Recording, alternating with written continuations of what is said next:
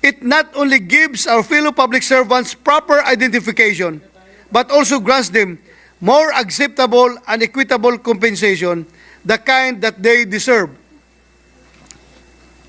Under the proposed bill, we are updating the nomenclature of positions in the BFP and Bjmp. Susundin po natin ang naging rank classification na pinapatupad sa Philippine National Police. Alinsunod ito kung dati ay director ang opisyal na tawag sa rank ng kanilang chief, ngayon ay gagawin natin na nating fire or jail general. The respective deputy chiefs for administration at operations na siyang assistant ng fire or jail chief ay bibigyan na natin ng rank na fire or jail brigadier general na dati ay senior superintendent lamang. Ang second in command naman ay magiging fire or jail lieutenant general mula sa dating chief superintendent. Gayon din ang magiging posisyon ng third at fourth in command. Samantalang ang fifth officers in command naman ay magkakaroon ng rank na fire or jail major general mula sa rank na senior superintendent. Mr. President, Senate Bill number 2589 also ensures that the BFP and Bjmp ranks are commensurate with their qualification standards. In line with this, of course, Mr. President, are the corresponding adjustments also to their salary grades. The purpose of this legislation is nothing short of remarkable. Again, there is no amount of compensation that can ever equal the sacrifices of our men and women of the BFP and Bjmp. They are our modern-day heroes, and there is no doubt as to their willingness to risk their lives for our people. And it is just as doubtless, heroes need not be dead to be honored.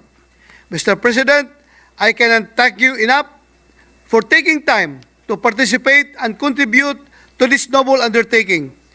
Our BFP and Bjmp personnel have continued to do the work that they do, even in the absence of legislation that properly recognizes them.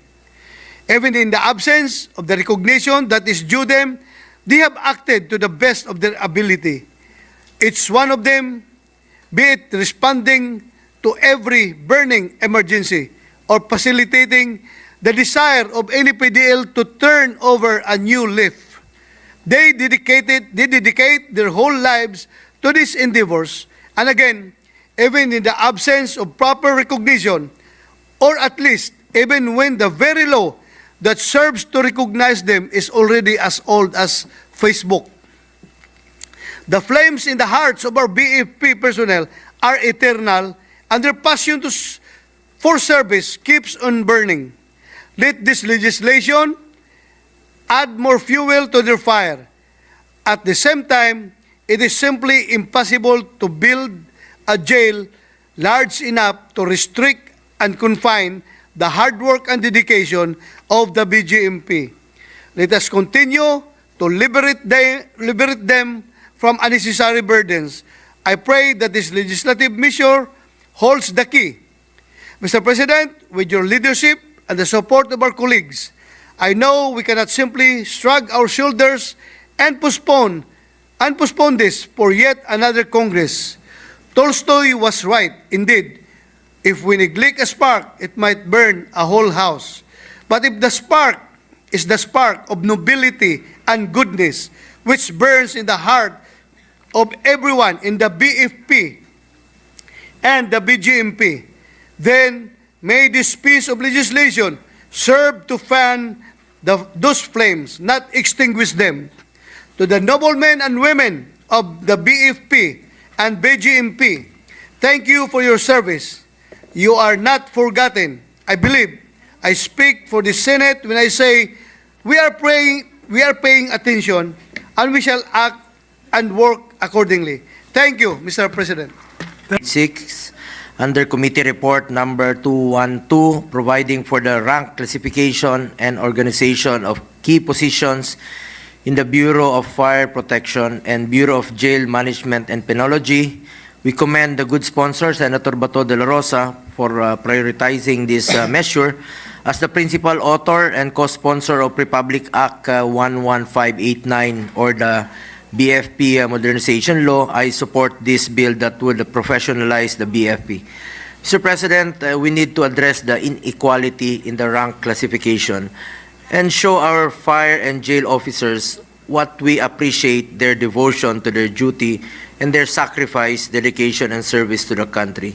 We should improve the organization, efficiency, and effectiveness in the BFP and Bjmp by eliminating confusion in ranks. At bago po yan, remember, noong 2018, dinoble po natin yung sahod sa panahon ni Pangulong Duterte, yung mga uniform personnel. Kasama na po dito ang BFP, Bjmp, Coast Guard, at Armed Forces of the Philippines, PNP. At marami na pong nangyari after, no? Yung AFP, nagkaroon na po tayo ng mga fixed terms sa kanilang mga ranggo. Sa BFP, kanina lang po natapos yung BICAM sa PNP. Ito naman pong dapat po hindi mahuhuli itong BFP and BJMP. Unang-una, nakakalito yung ranggo nila, yung 2-star director, puro mga director pa rin po, and isa lang yung director nila. So under this proposed measure, the BFP and BJMP shall include key positions with the Fire Jail Brigadier General serving as the highest officer to be appointed by the President upon the recommendation of the Secretary of the DILG. Likewise, they shall assume the position title of Chief of Fire, Bureau of Fire, and Chief of the Jail Bureau respectively. Among others, the key positions to be included in the proposed measure are Fire Jail Lieutenant General. Ito po yung katumbas ng 3-star position, which shall have the position title of Deputy Chief of Administration, Operations, and Directorial Staff of the Fire and Jail Bureau respectively. Halos ganun na rin po ang sa Coast Guard. Sa ngayon, no, meron na silang 4-star, may 3-star din po sila, at may 2-star and 1-star.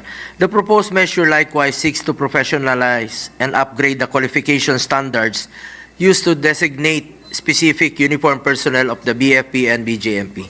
The measure gives premium to educational attainment equal to the key positions given. Relative to that, higher ranking officials are required to be at least a graduate of Bachelor of Laws or finish various master's degree programs. On the other hand, low-ranking officials are required to have at least finished certain years in Bachelor of Laws or earn certain number of units for the listed master's degree programs. Moreover, Mr. President, as the rank classification, the standardization of base pay of uniform personnel will be prioritized under this measure. This shall promote efficient administration, supervision, and control over the uniform personnel of the BFP and BJMP. The standardization of the base pay shall be without prejudice to the benefits currently received by the uniform personnel of the BFP and BJMP. However, the retirement pay shall be adjusted based on the prevailing base pay of the uniform personnel in the active service. Every year, the organizations of BFP and BJMP are expanding. It is our hope that this bill will motivate our uniformed personnel in the fire and jail service to provide effective and efficient public service. Napakalaking tulong po ito upang mapalakas at mapatatag ang ating mga kapulisan, bumbero at iba pang first responders pagdating po sa oras ng sakuna. It is imperative that we take proactive steps to rectify the disparity and help our BJMP and BFP in harmonizing their rank classification and organization. I believe that through this measure, we will uplift the morale of every uniformed personnel in the BJMP and the Bureau of Fire Protection. In this light, I request that I may be made the co-author of this measure. Thank you po, Mr. President. Thank you very much, distinguished colleague. Thank you.